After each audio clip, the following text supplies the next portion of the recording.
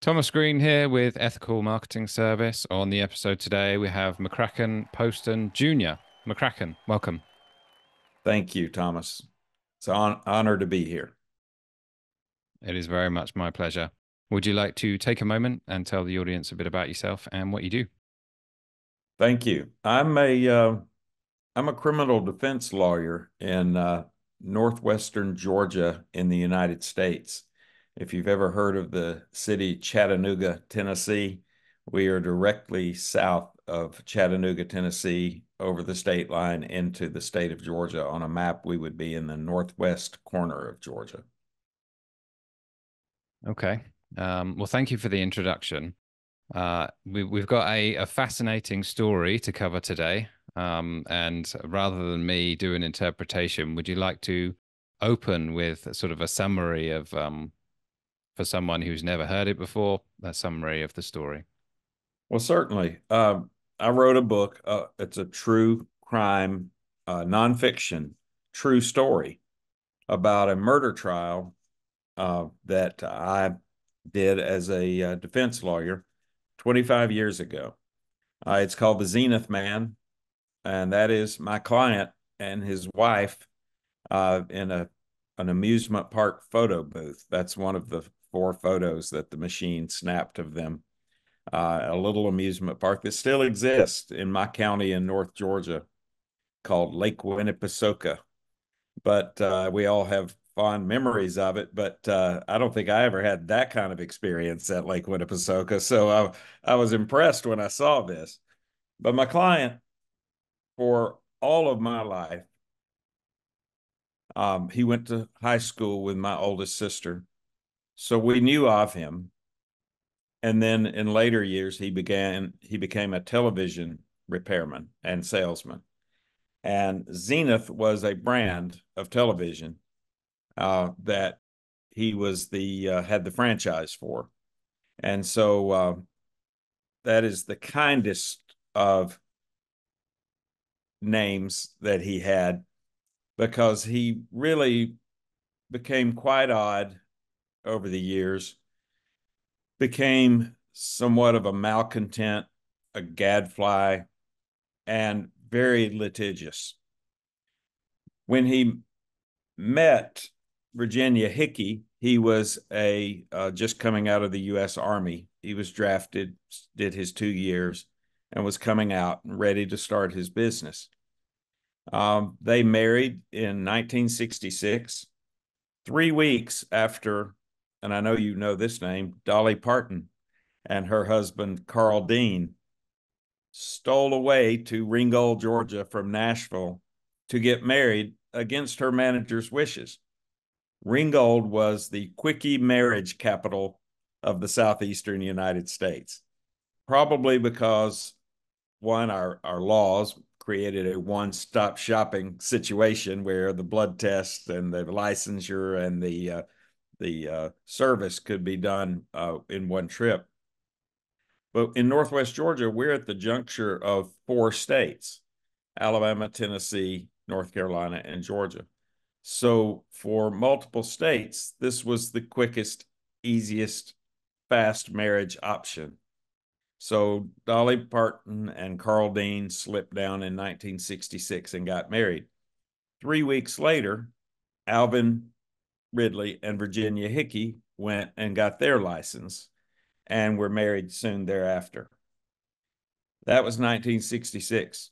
By 1969, country star George Jones and country stars George Jones and Tammy Wynette slipped into Ringgold to get married. By that time, Virginia Hickey was missing. She disappeared. Her family was very active in trying to locate her. Her parents took out ads in the local newspaper. Uh, Parents seek married daughter. And this came in the local Georgia newspaper in addition to the Chattanooga, Tennessee newspaper. So there was never really any resolution for them until 1970, when the young couple was evicted from their public housing apartment. Well, Alvin being Alvin, he fought it and demanded a jury trial.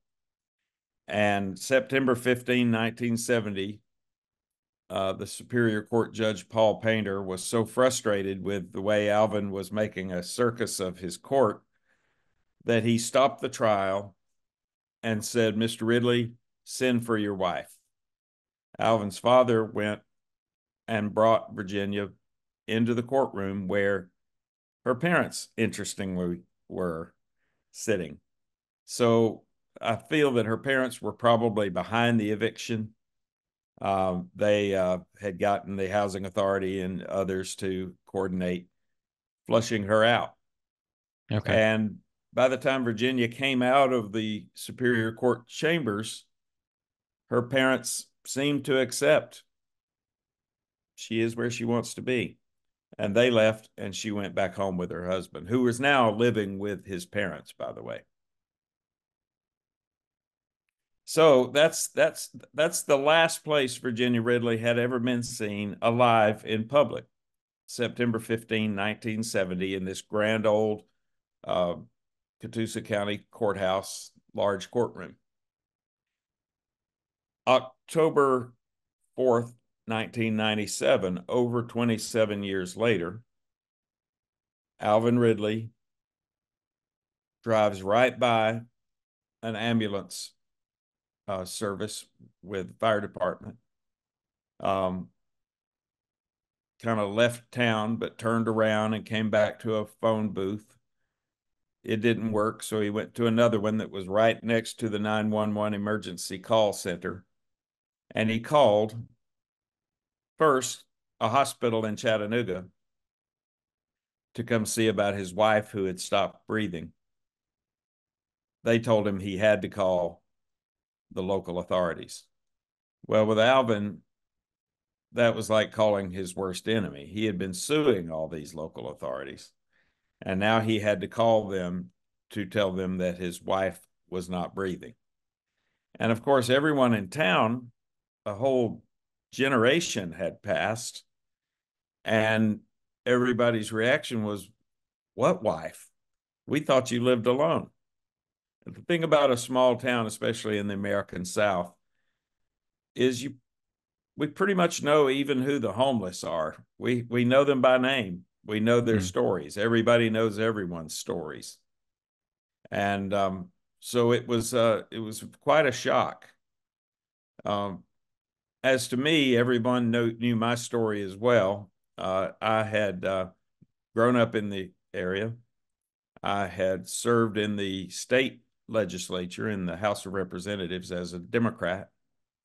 And I ran for the United States Congress after my congressman switched parties. And I was destroyed. I was beaten severely. The politics were beaten out of me. It was so severely lopsided. So I actually saw Alvin Ridley the night of my defeat. That was 1996, a year before Virginia died. But he was standing in front of his dilapidated Zenith shop, which he had shuttered in 1984, 15 years before, blaming everyone for his downfall. He would type out and post missives on the inside of the glass, naming everybody who had caused his business to fail. He kind of had a Rube Goldberg machine of causation in his head, to where he thought a minor fender bender car accident his father had in the company truck led to his father's death of pancreatic cancer 2 years later. But Alvin and his mother flew into litigation and suing everybody, and it was all frivolous. It was all ultimately dismissed, but not before one of the counterclaimants, the chief of police, counterclaimed, thought he had won a judgment, and seized Alvin's 1977 Chevrolet van, which was Alvin's pride and joy. And this was the absolute summit of all of his fears and conspiracies. Quote, "They took my van." Well, Alvin said this for so many years, it inspired him to run for sheriff against the sheriff who had taken his van. And I was already interested in politics. This was 1984. I was just 4 years away from running myself. I was a 24-year-old young man, law student. But I remembered wanting to go. It was during summer break, and I wanted to go to this all candidate rally because crazy Alvin Ridley was running for sheriff, and who knows what he's going to say, and it should be all high entertainment. And I remember being quite impressed that he approached the stand when it was his time to talk with a little recorder. And I know young people won't understand this, and I don't know how it's done in the United Kingdom, but television used to sign off at night. Now it just goes 24/7, but it used to sign off at night. And Alvin had recorded the sign off from the CBS affiliate out of Chattanooga, which had a familiar voice saying the station was signing off, but led into the American national anthem. And so here he's walking up to a microphone with hundreds of his detractors and opponents, helpers, ready to jeer him and ridicule him. And he turns on the national anthem, causing everyone to stand and remove their caps. He just kind of reset the moment. And I was impressed with that. I thought, this is a guy who I was just ready for the crowd to rip to shreds. And he reset the moment. Now, then he did go into his conspiracy theories and got a few chuckles and laughs. And he ended up in a county of, at that time, oh gosh, thousands of voters. He got 290 votes. And what also was fascinating is the incumbent sheriff, who Alvin really liked until he took his van. The incumbent sheriff had given Alvin a little honorary deputy thing. It's almost like something you'd give a child. Yeah. But a lot of adults like to have it because if they got caught speeding in another jurisdiction in Georgia, they could flash that, "Hey, I'm an officer, I'm an honorary deputy in Catoosa County." That was the extent of it. Alvin used it to run against Sheriff J.D. Stewart, citing his 8 years of law enforcement experience. And it was just having that card in his wallet. So that's what Alvin Ridley was about. And suddenly he has a dead woman in his house. I was defeated not only from the congressional race, but I'd gone through a divorce. I had had a presidential appointment kind of dangled out for me to want. And it seemed like the minute I told the U.S. senator who was suggesting it that I would do it, he immediately began to get pushback from people who did not want me to be a federal prosecutor, in a sense, which was with the position. So it was kind of a third failure on my part. And the Monday after Virginia died on Saturday, her family now saying to the press that she had been locked in his basement for 30 years. He began to pop up. He began to meet me at the same intersection of street and sidewalk every day for 3 days.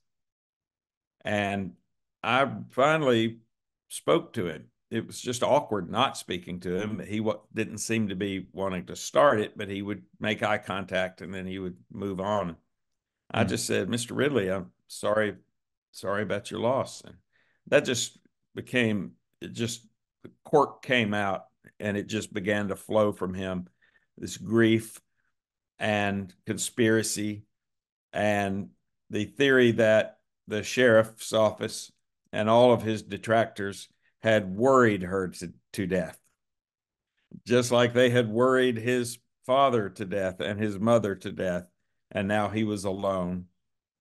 And of course, the criminal defense lawyer in me said, when he mentioned that the police kept asking him questions about his wife, I said, you know, you have a right not to say anything.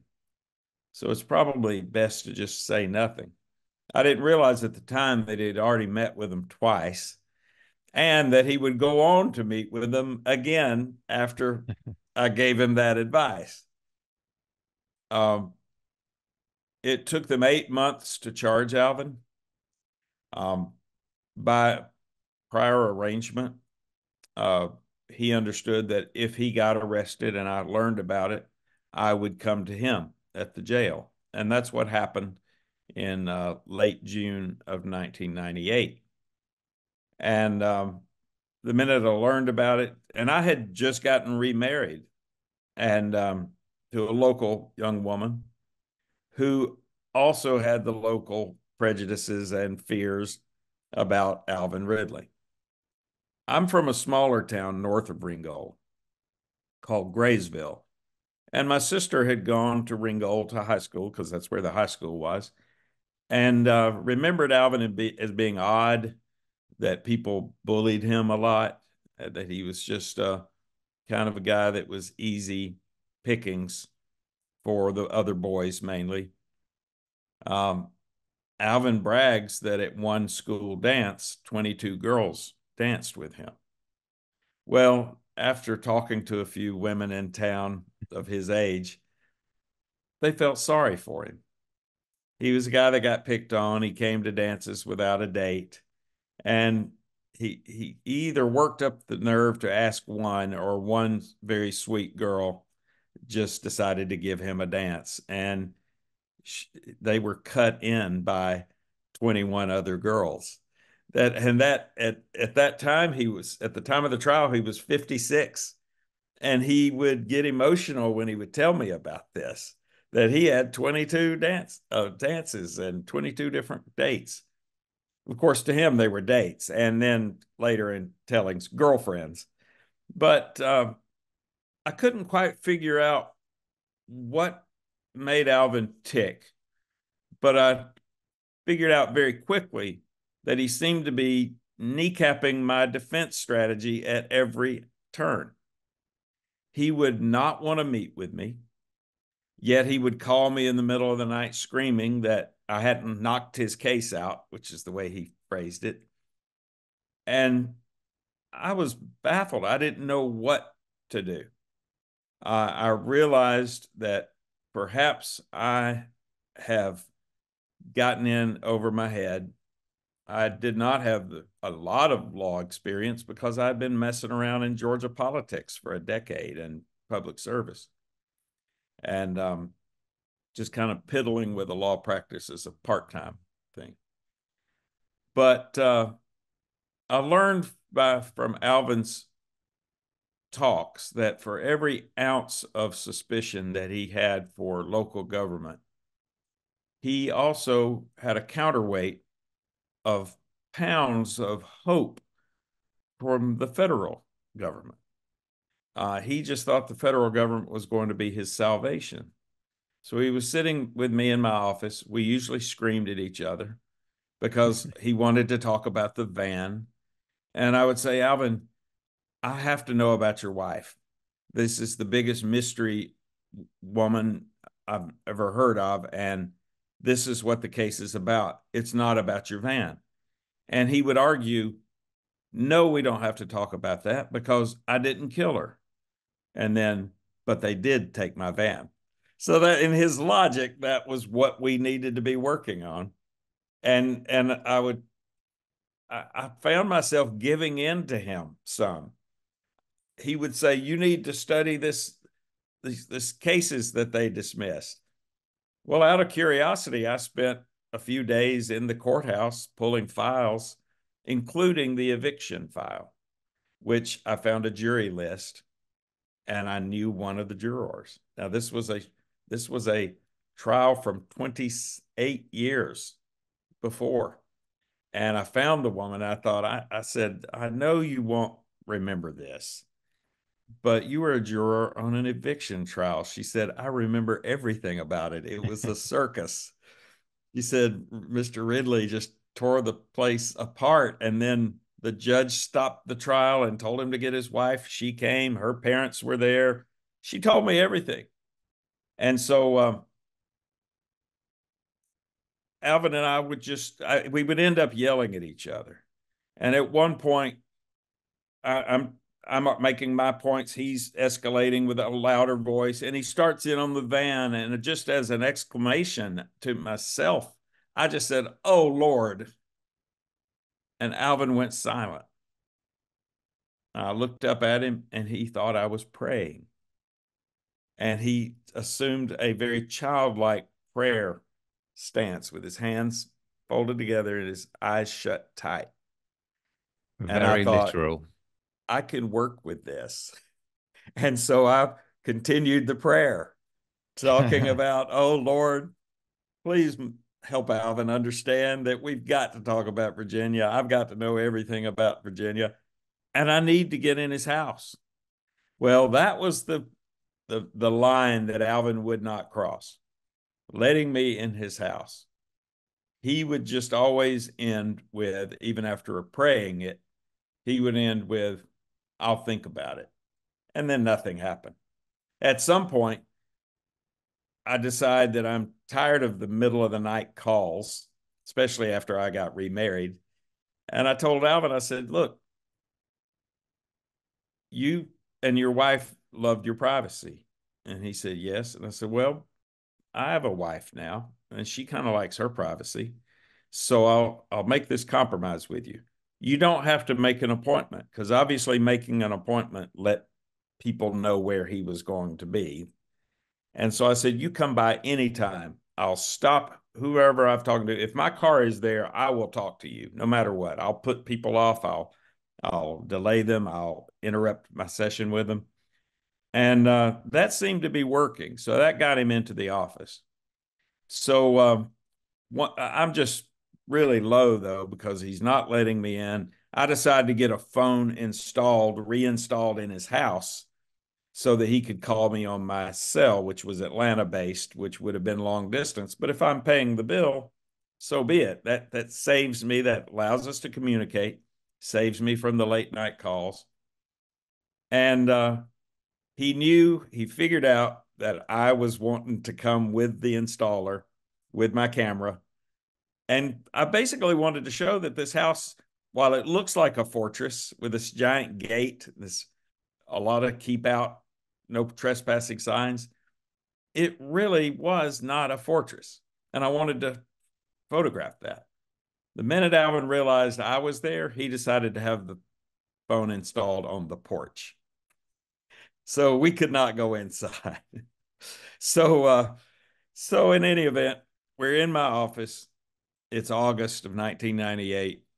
He's just days from being indicted, potentially a short few weeks from a September trial, potentially. And my secretary sticks her head in and said, Congressman Deal called you from Washington.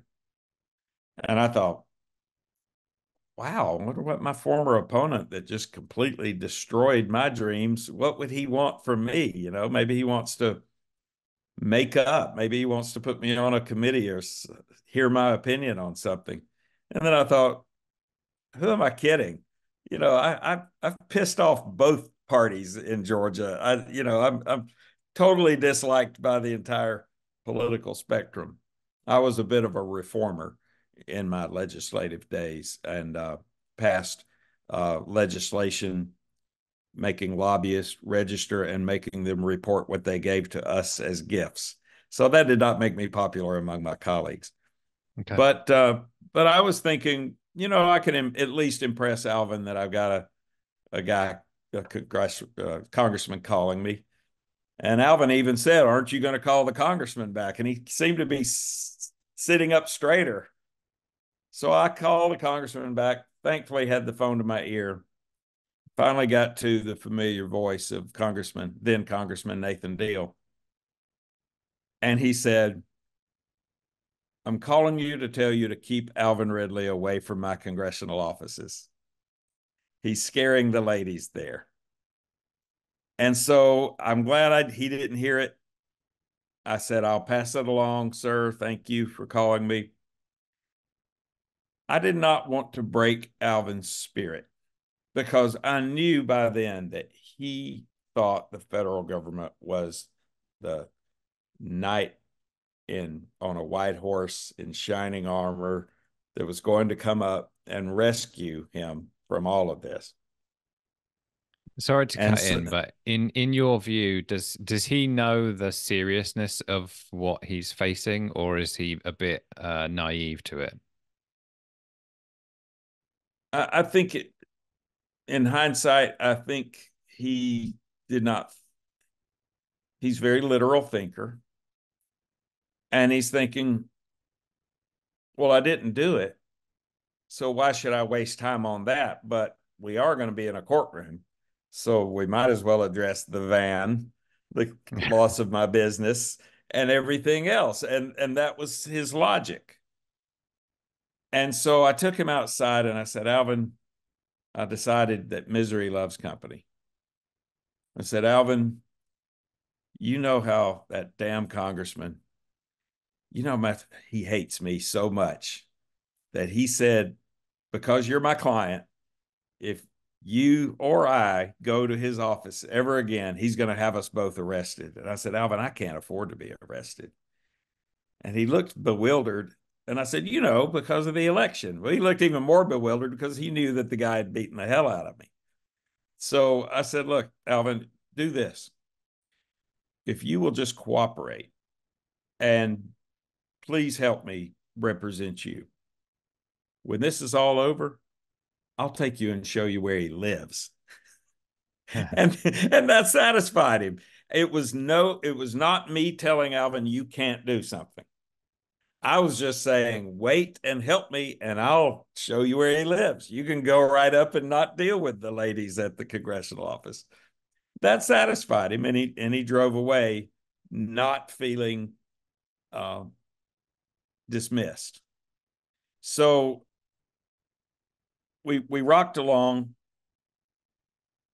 We knew this much, and because I got her childhood medical records, Virginia had severe epilepsy since childhood.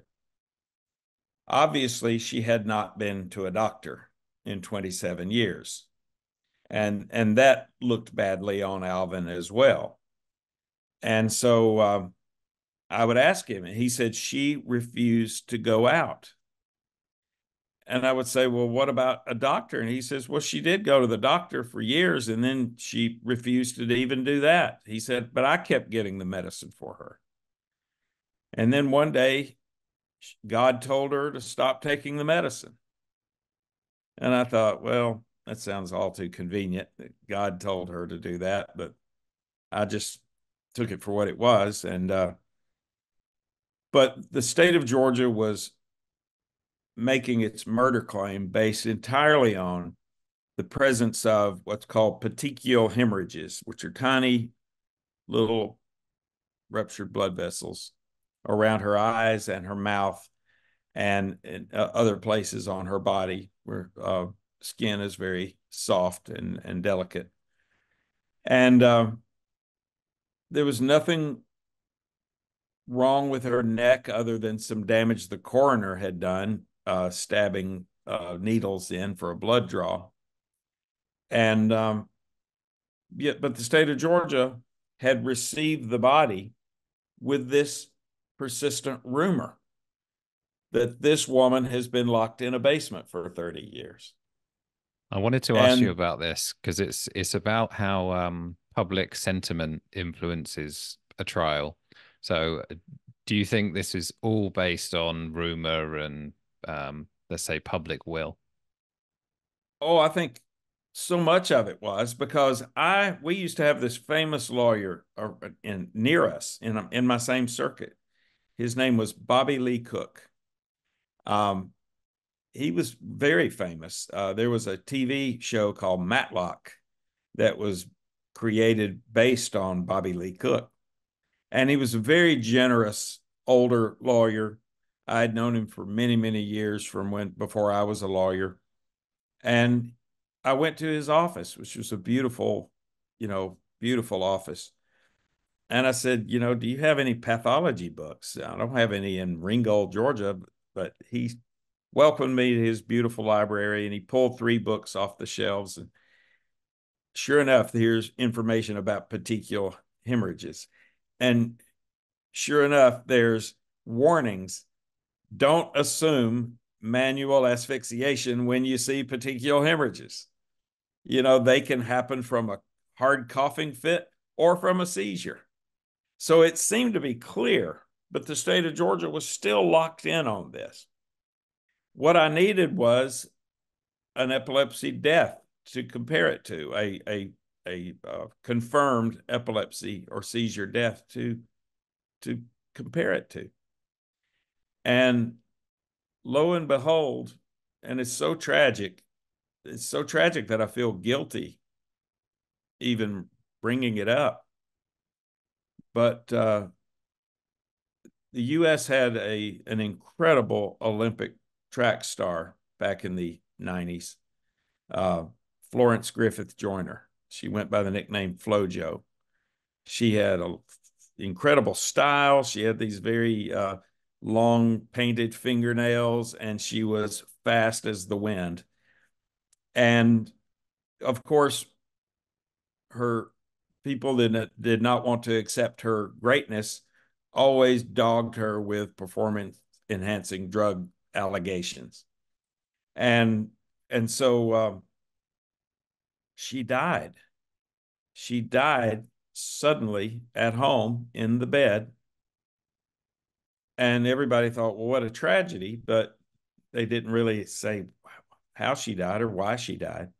And then in October, when I had just got a continuance from the case because I had nothing, I had no defense, and I had gotten a continuance of the case for 12 weeks, and I was ready to celebrate. Threw myself a birthday party, and I was cleaning up after the party, and the CNN television news was on, and it talked about the autopsy being released of FloJo, or Florence Griffith Joyner. FloJo was her popular nickname. And it said she died of a seizure disorder. And I thought, what? This is very tragic timing, but I've got to see that autopsy. And so by Monday, I was talking with the doctor who autopsied her in Orange County, California.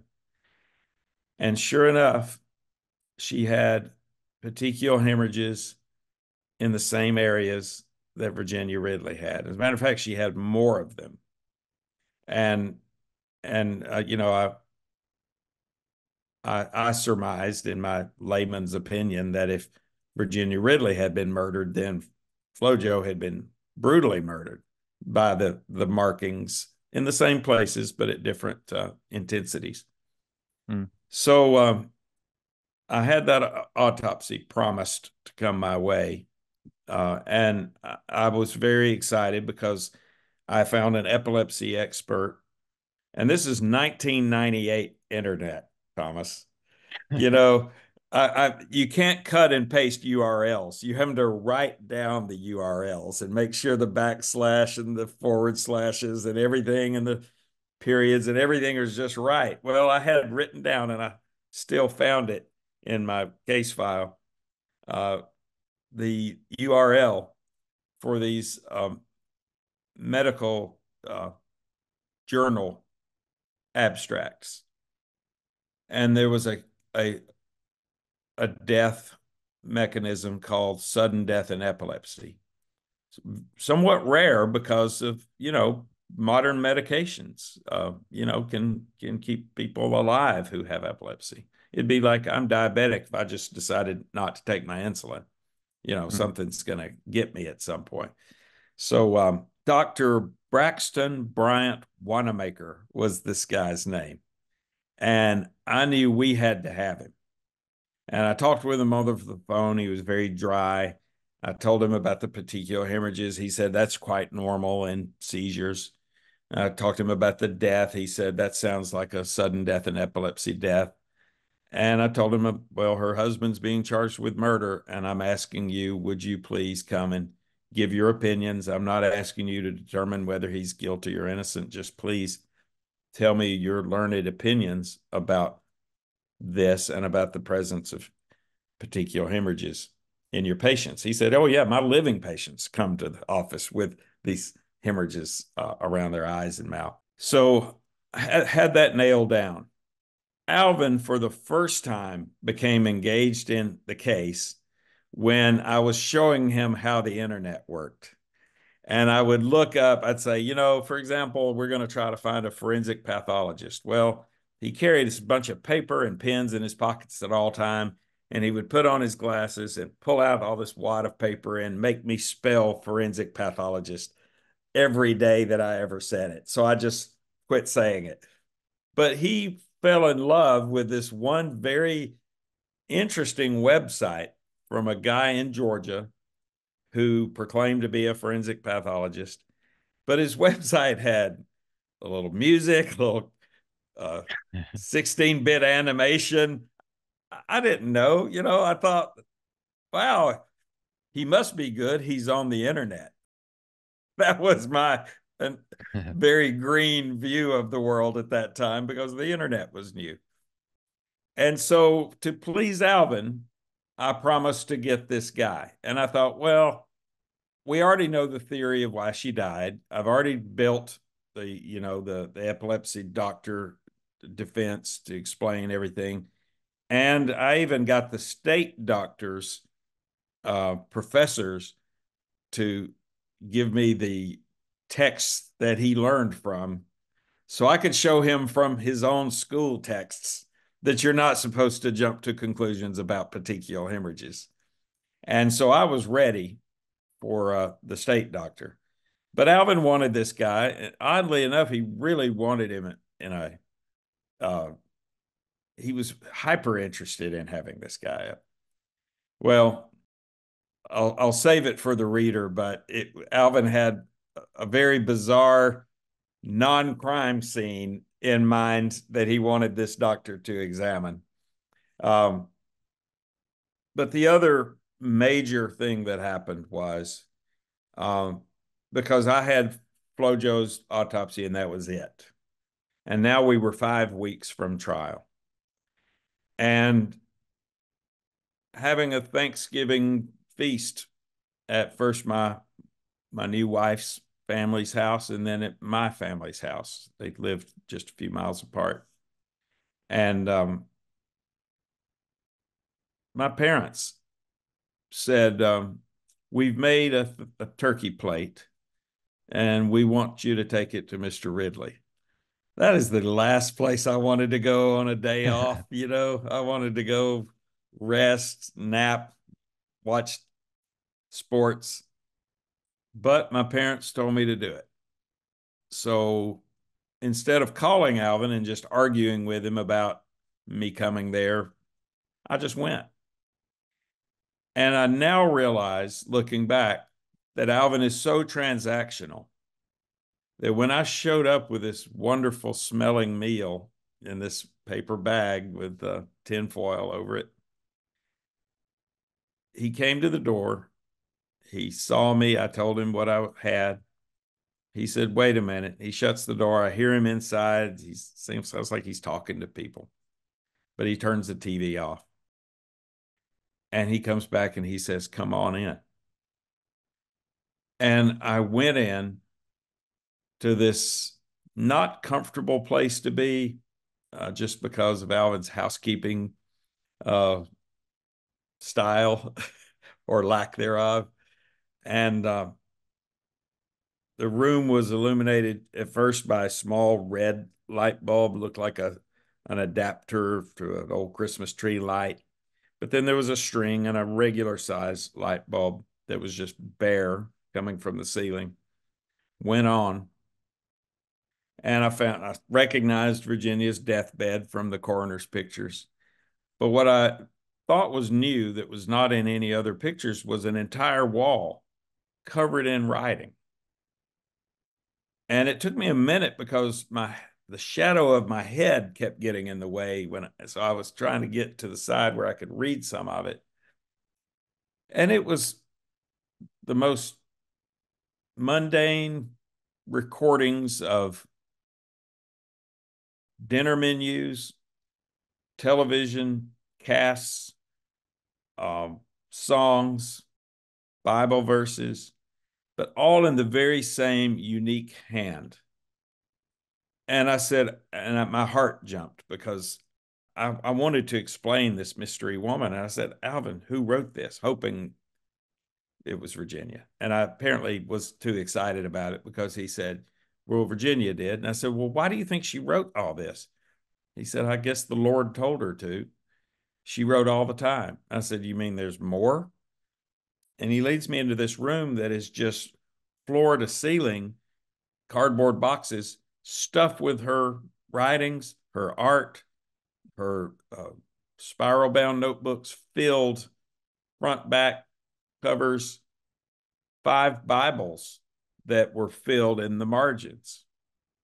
One of those Bibles in her hand said, September 1977, God has told me to stop taking my medicine. Also in the house, medicine bottles. Like they never threw anything away. So here's years of medicine bottles. And then starting in September 1977, there's months of filled medicine bottles. So Alvin continued to give her the medicine even after God told her to stop taking the medicine. She wrote, in the US, we used to have this TV show called Unsolved Mysteries. Maybe it crossed the Atlantic, I don't know. But it was just interesting, sometimes forensic, sometimes paranormal, just mysteries that were unsolved.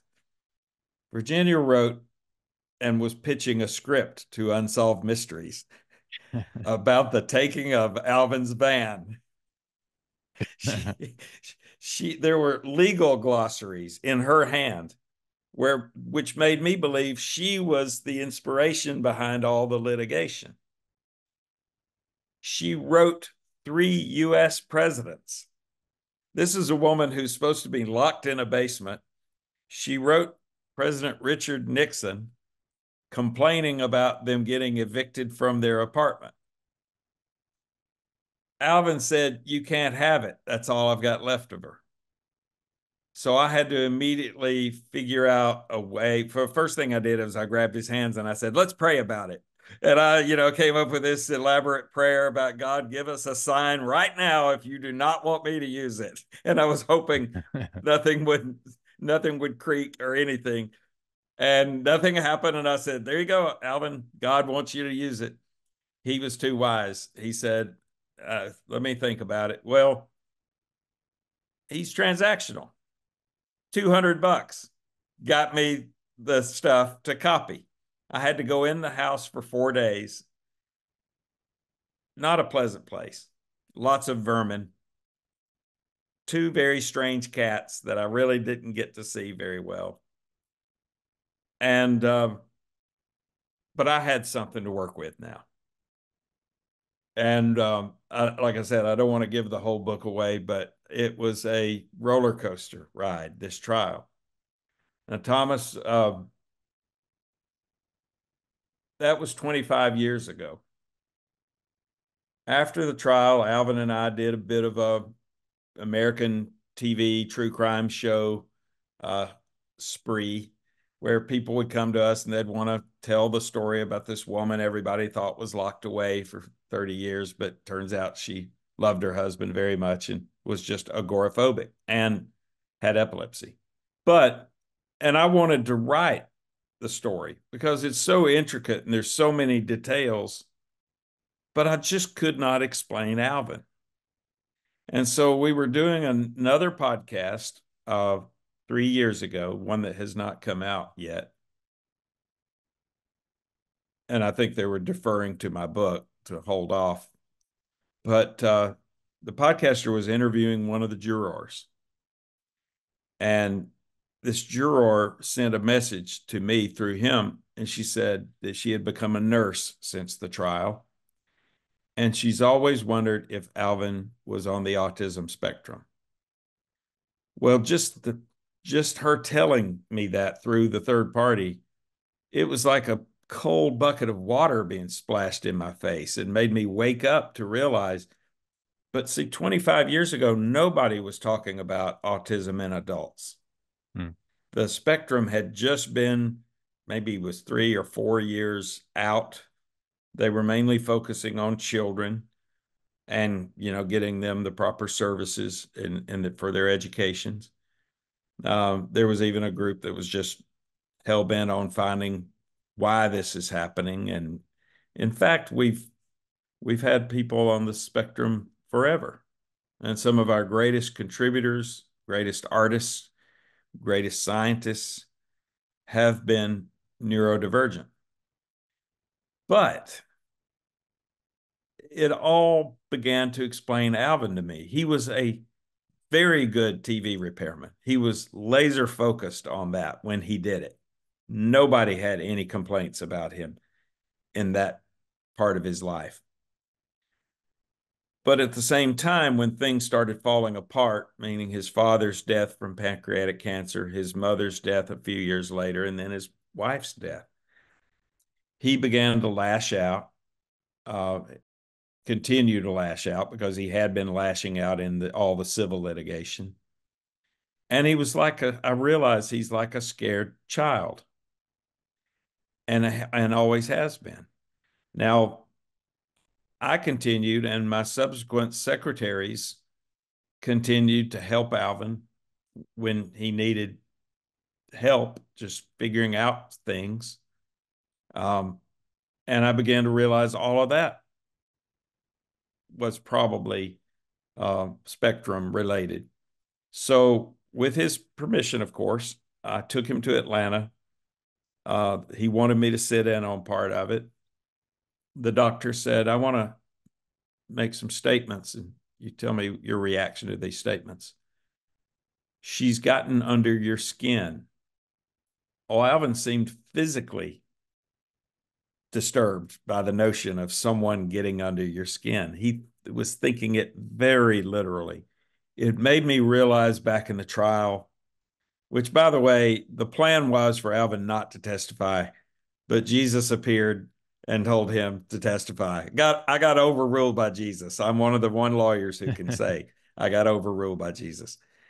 And after a brief coaching, because I had not planned on him testifying, Alvin testified. And I just let him tell it all because that's what I was worried about. Trying to talk to him about his wife and he talking about a van. That's what I wanted to avoid. But now the jury had heard so much about him, I just wanted to let them see his Rube Goldberg mechanism of causation from point A to point Z, and just to know how he thinks. Well, a couple of funny things happened. One is I realized that Alvin had many lawyers over the years starting these civil lawsuits, and then they would either quit or he would fire them. And so I realized that I'm about to get him to the end of a trial. And I was kind of proud of that. And I said, Mr. Ridley, as a matter of fact, I'm the first lawyer that you've ever kept from the beginning of a matter to the end. And in perfect comic timing, he said, so far. In other words, I could get fired any minute. And the jurors were laughing. And I thought, okay, this is a murder trial. And he's actually charming them. But I would forget and I would get way ahead of myself. And I wanted to finish strong. And I said, Alvin, tell the jurors what you lost here. And I was wanting him to say, the love of my life, the only friend I had in the world. But Alvin very literally thought, oh, well, I guess the funeral bill. That's what he was thinking of what his loss was. A financial loss, yeah. A financial loss only.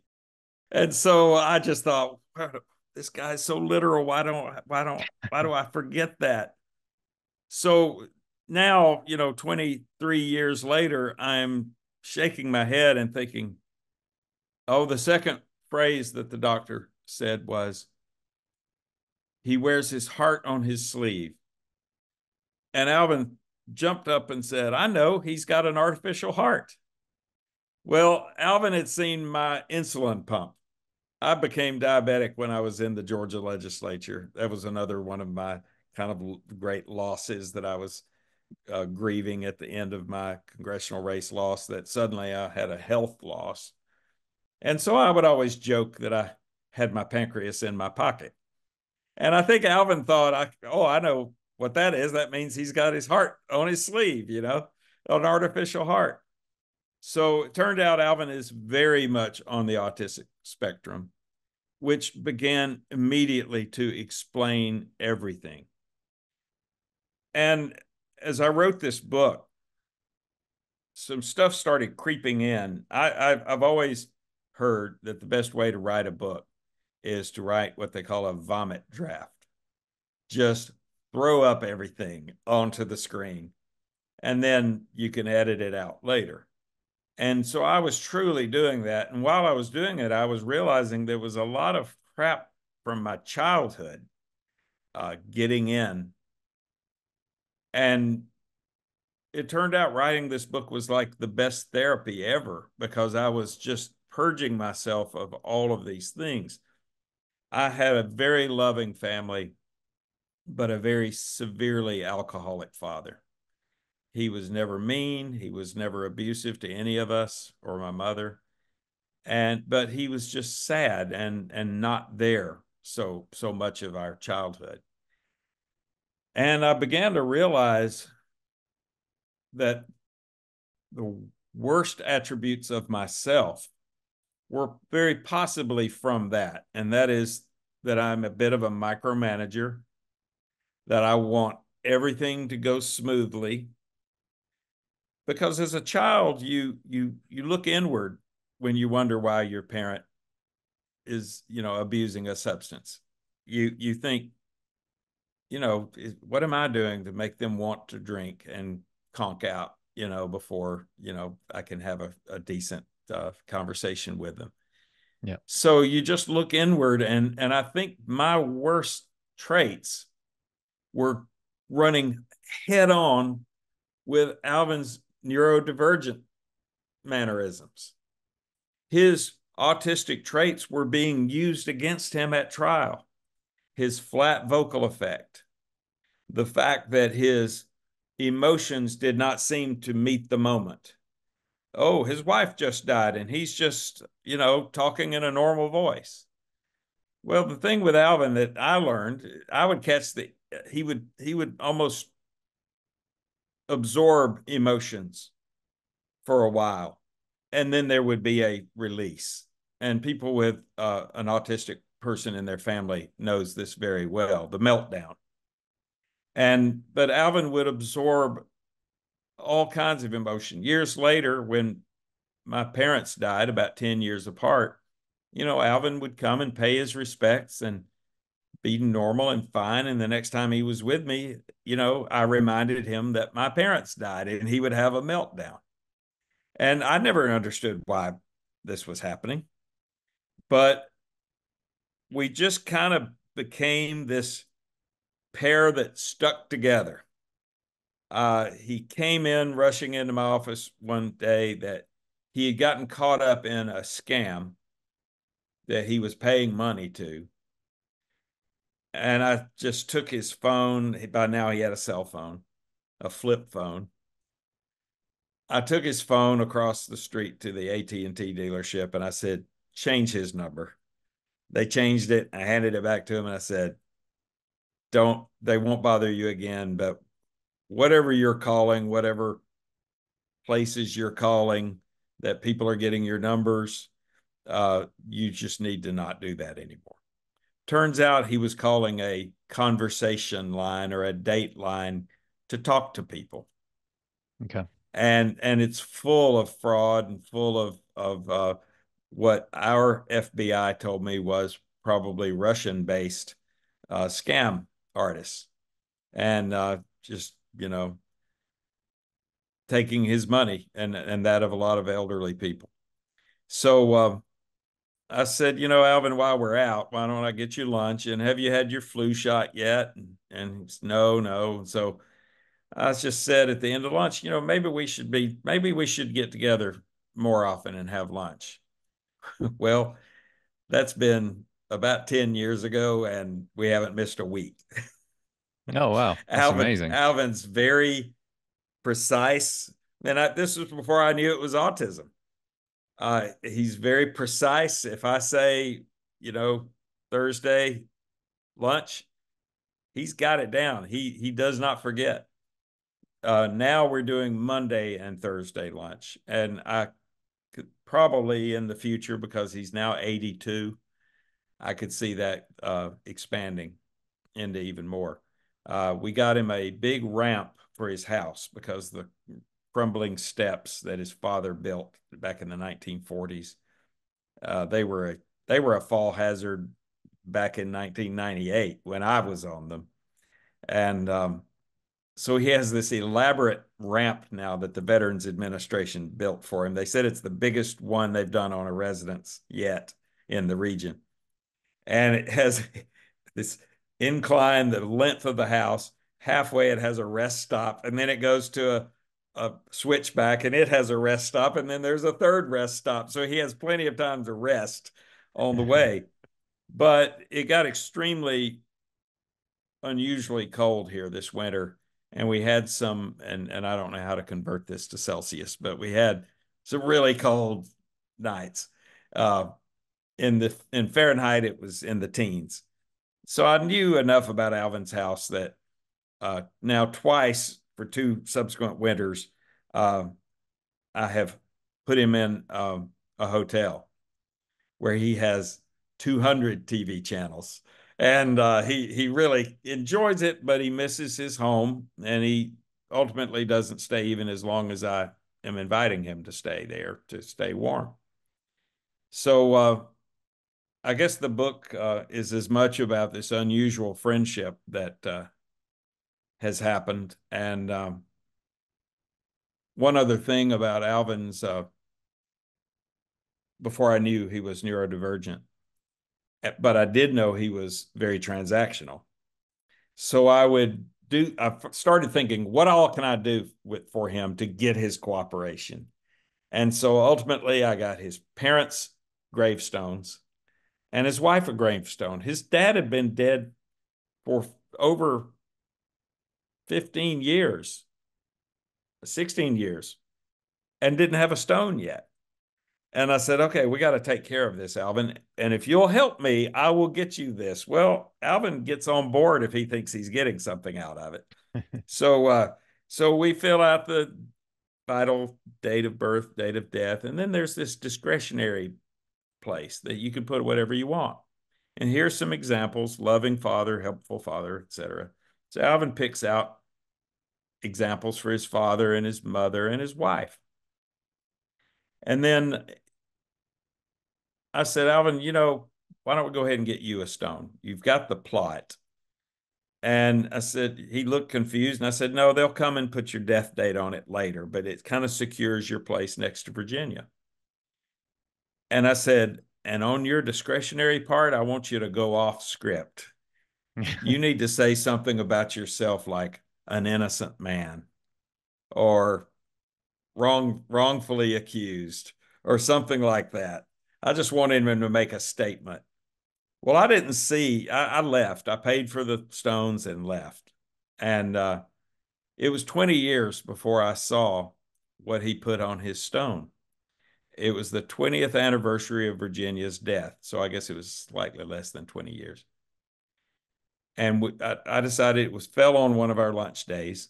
And so I said, Alvin, let's get some flowers and let's go pay our respects to your late wife and visit your parents' grave too. And he visited it all the time, he said. And he told me about somebody putting flowers on his grave that just tickled him because he's alive.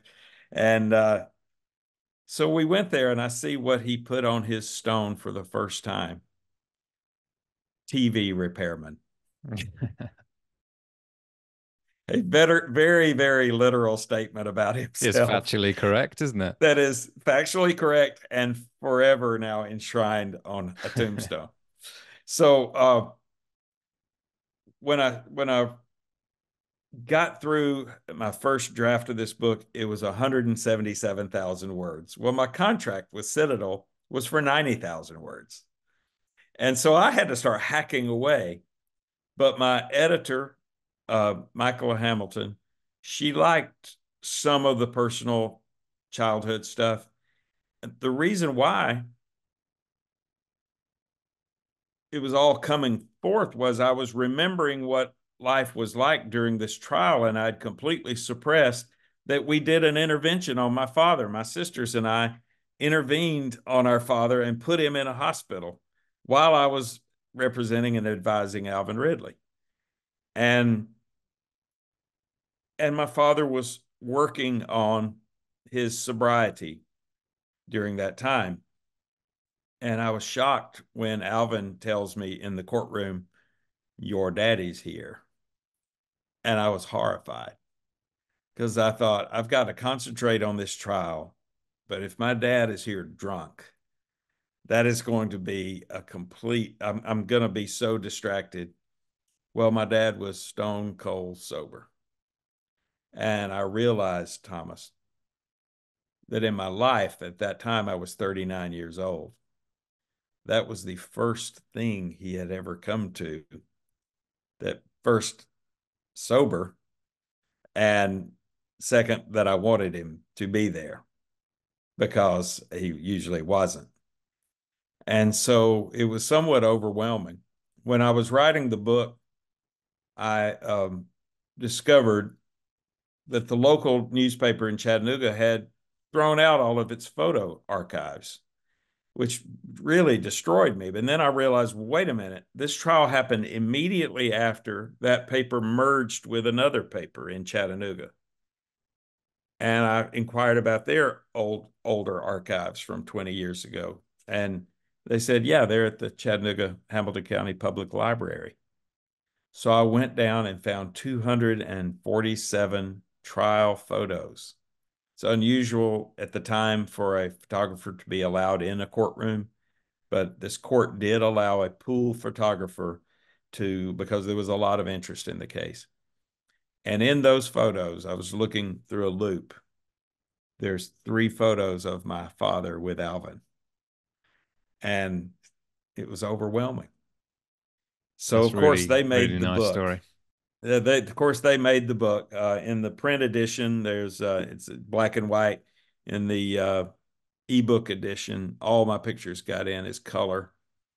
And it was Alvin's diagnosis finally formed the book in my head, because now I could explain Alvin in a respectful way. And the most pleased I am about the book is the reception by people who love someone on the spectrum with a neurodivergent person in their home, because I didn't know how they would accept it, because I had to explain the difficulties and the battles and Alvin's quirkiness and things that seemed to me to make no sense, stands that he would take. And then, of course, the meltdowns and the things like that. But we just did not know about adults with autism. But we do know today in America only, and I would imagine it's a similar population percentage elsewhere, there are 5.5 million undiagnosed neurodivergent people, adults. And, we're catching it in school children now. We're catching it and getting them services. But there's generations still living that did not get that treatment. Alvin's 4th grade teacher told me around the time of the trial that he cried every day of 4th grade, that he was just so difficult a child to adapt and adjust. And so I'm, as a lawyer, I now have a young man who's on the spectrum who, it's a processing issue. And if a police officer comes at you with slang, which everybody uses slang in their language, you know, reach for the sky, you know, would be very confusing to a neurodivergent person.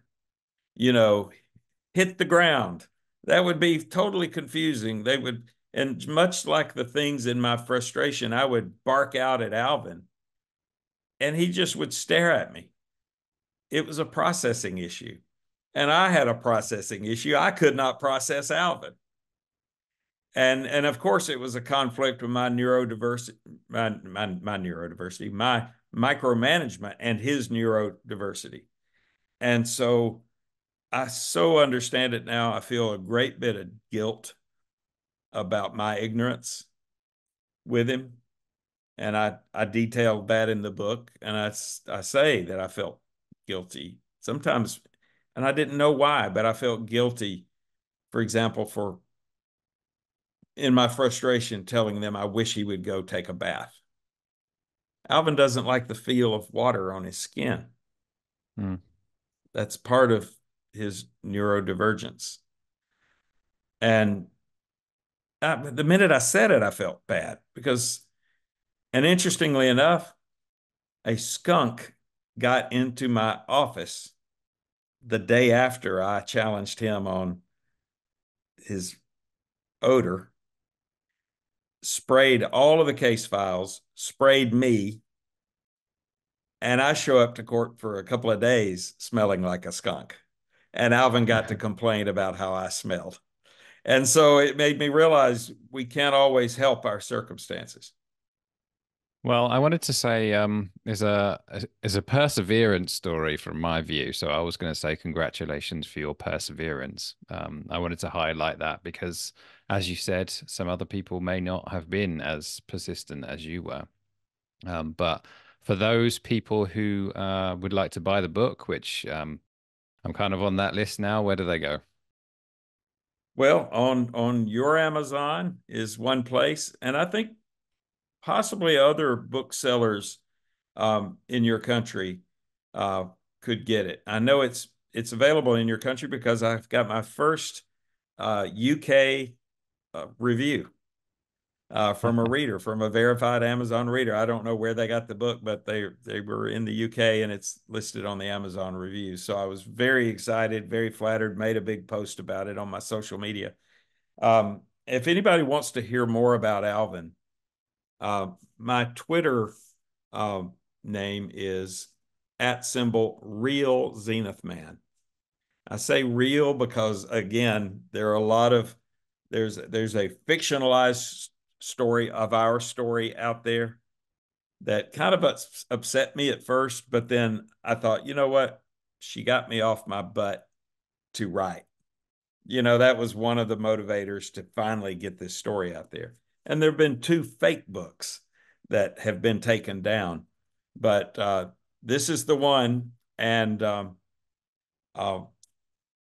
I'm just very flattered, and Alvin loves it.